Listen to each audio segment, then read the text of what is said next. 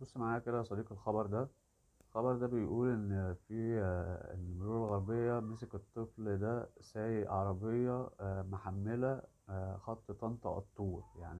الغريب بقى يا صديقي إن العربية محملة ركاب، يعني عربية ماشية بركاب مش فاضية، وفيها لا يقل عن 10 ركاب.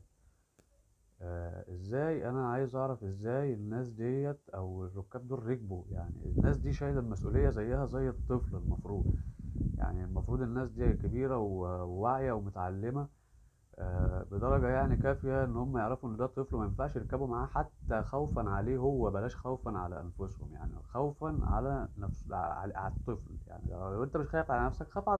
فيا صديقي، هل انت معايا ان فعلا الركاب برضو شايلين نفس المسؤولية، ولا ما يكلموش في حاجة؟ يعني لما يشوفوا موقف زي كده ما يتدخلوش، ولا المفروض يتدخلوا او ما يركبوش؟